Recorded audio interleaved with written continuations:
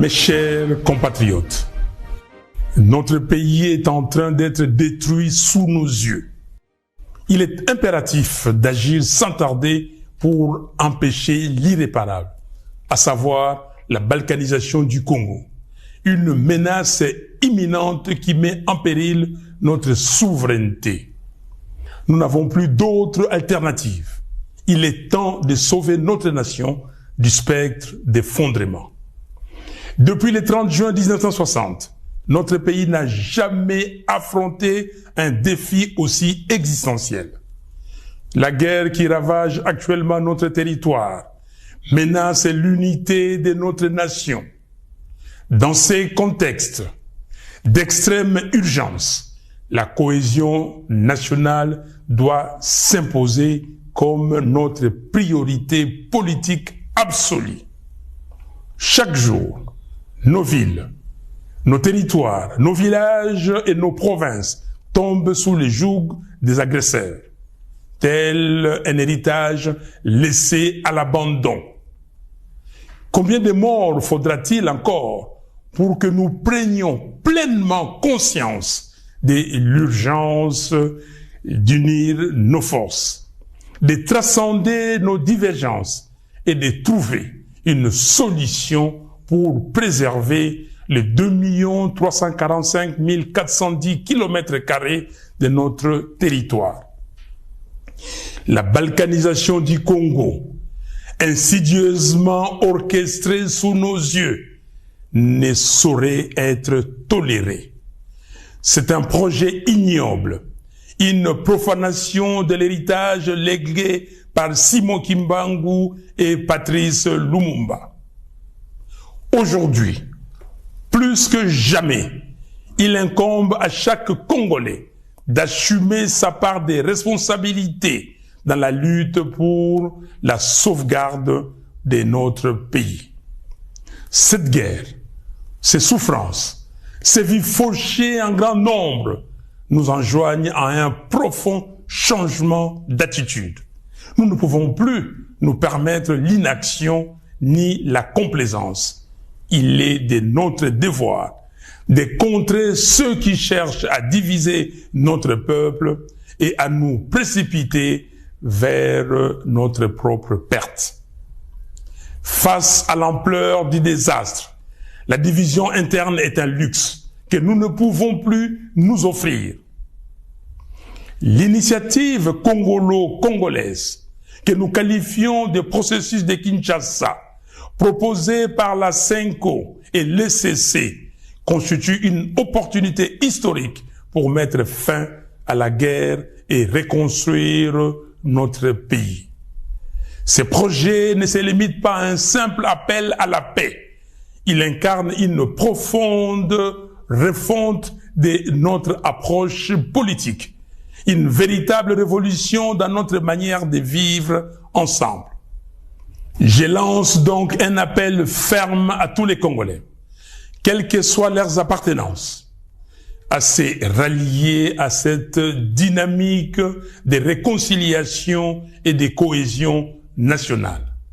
L'heure est à la responsabilité individuelle et collective. Il est temps d'agir pour sauver notre pays. J'exhorte Corneille Nangaa à déposer les armes, à faire prévaloir l'intérêt supérieur de la nation, en pensant à l'intégrité de notre territoire national et surtout à reconnaître les droits inaliénables à la vie de ses frères et sœurs. J'en appelle à Joseph Kabila afin qu'il se remémore tout ce que le Congo lui a donné et qu'il s'engage résolument en faveur de la paix. J'invite Félix Tshisekedi à mesurer l'ampleur du désastre qui accable notre pays et à soutenir sans réserve l'initiative des évêques de la CENCO et des pasteurs de l'ECC. J'encourage enfin l'ensemble des responsables religieux à s'unir derrière ces processus salvateurs pour notre nation. C'est une catharsis. Mes chers compatriotes, il est impératif que nous agissions sans délai pour mettre un terme à la guerre, stopper les massacres des Congolais, en finir avec les déplacements forcés de nos concitoyens, restaurer l'intégrité de notre territoire et alléger les souffrances de notre peuple. Il est temps de replacer notre nation sur la voie du développement, du progrès et de la dignité. Que Dieu bénisse le Congo et son vaillant peuple. Je vous remercie. Mes chers compatriotes, notre pays est en train d'être détruit sous nos yeux. Il est impératif d'agir sans tarder pour empêcher l'irréparable, à savoir la balkanisation du Congo, une menace imminente qui met en péril notre souveraineté. Nous n'avons plus d'autre alternative.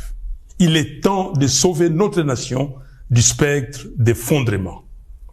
Depuis le 30 juin 1960, notre pays n'a jamais affronté un défi aussi existentiel. La guerre qui ravage actuellement notre territoire menace l'unité de notre nation. Dans ces contextes d'extrême urgence, la cohésion nationale doit s'imposer comme notre priorité politique absolue. Chaque jour, nos villes, nos territoires, nos villages et nos provinces tombent sous le joug des agresseurs, tel un héritage laissé à l'abandon. Combien de morts faudra-t-il encore pour que nous prenions pleinement conscience de l'urgence d'unir nos forces, de transcender nos divergences et de trouver une solution pour préserver les 2 345 410 km² de notre territoire. La balkanisation du Congo, insidieusement orchestrée sous nos yeux, ne saurait être tolérée. C'est un projet ignoble, une profanation de l'héritage légué par Simon Kimbangu et Patrice Lumumba. Aujourd'hui, plus que jamais, il incombe à chaque Congolais d'assumer sa part des responsabilités dans la lutte pour la sauvegarde de notre pays. Cette guerre, ces souffrances, ces vies fauchées en grand nombre nous enjoignent à un profond changement d'attitude. Nous ne pouvons plus nous permettre l'inaction ni la complaisance. Il est de notre devoir de contrer ceux qui cherchent à diviser notre peuple et à nous précipiter vers notre propre perte.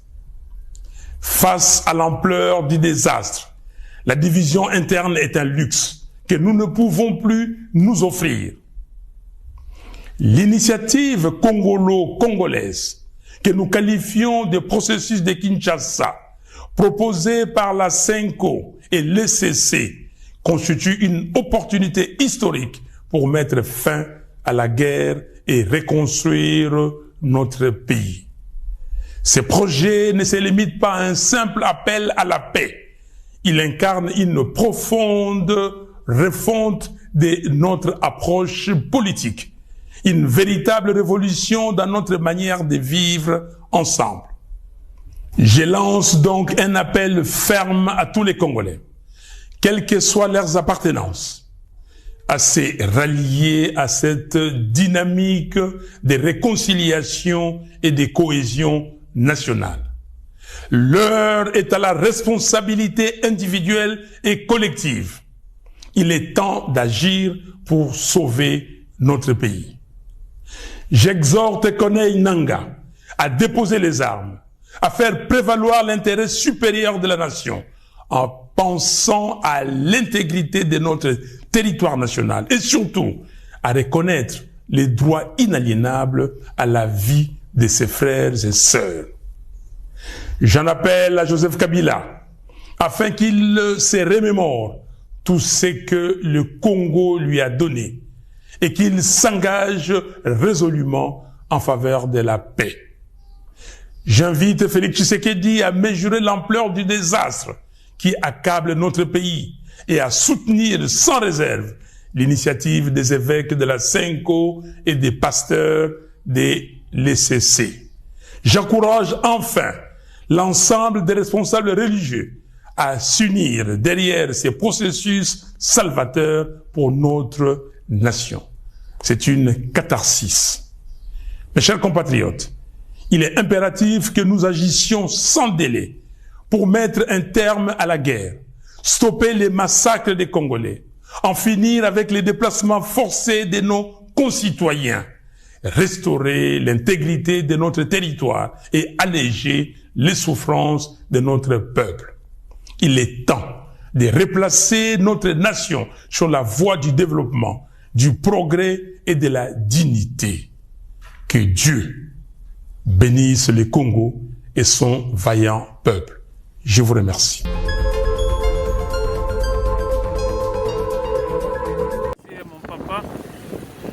Vous constatez là-bas, c'est la guerre ici. Les militaires sont devant nous là-bas.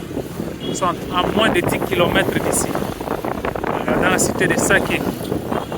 Nous sommes dans l'urgence d'évacuer les enfants, de les déplacer vers cet axe ici, là où il y a la guerre. Et je suis Fiston Amissi, le coordonnateur de l'orphelinat Jésus et mon papa Nord Kivu. Nous sommes venus vers vous pour vous montrer la situation dont on traverse présentement. Nous voici devant notre structure, là où nous gardons les enfants. Nous avons ici plus de 45 enfants, filles et garçons. Et dans l'endroit où nous nous trouvons présentement, c'est du côté là où provient la guerre. Ils sont juste dans moins de 10 km ici, en train de foncer vers la ville de Goma. Et voilà pourquoi nous sommes venus vous demander une aide. Nous devons évacuer ces enfants ici vers un endroit plus sûr, parce que cet endroit ici est beaucoup plus dangereux. Pourquoi? Parce que c'est là où provient la guerre et c'est du côté où il y a trop de risques. Voilà pourquoi nous voulions avoir des moyens pour puisse déplacer ces enfants ici d'urgence dans un endroit beaucoup plus sûr, en attendant que la situation puisse se calmer. Maintenant là, nous sommes dans l'impossibilité de le faire. Pourquoi? Parce que il faut aménager là où les enfants seront. Il faut les moyens de transport pour les transporter. Il faut aussi chercher comment avoir aussi de la nourriture là où ils vont rester. Ça, c'est la situation qui devient très très compliquée ici. Donc, comme vous le remarquez à côté, ici, juste à l'église, à côté de notre orphelinat, il y a déjà des déplacés de guerre qui sont là, ils manquent où aller. Mais nous ne pouvons pas attendre que la guerre puisse arriver jusqu'aux enfants et croiser les bras sans rien faire. Voilà pourquoi nous sommes venus vers vous pour demander l'aide. En tout cas, nous avons besoin d'assistance, d'urgence pour que nous puissions évacuer ces enfants ici vers un endroit beaucoup plus sûr. Comme la situation nous oblige, nous avons besoin vraiment de votre assistance. Merci et que Dieu vous bénisse. Voilà nos enfants, ils sont là. Et en tout cas, jusque-là, ils vont bien, ils sont en train de regarder la télévision. Et nous voulons que nous puissions avoir une assistance pour que nous puissions chercher comment évacuer nos enfants ici vers un endroit plus sûr.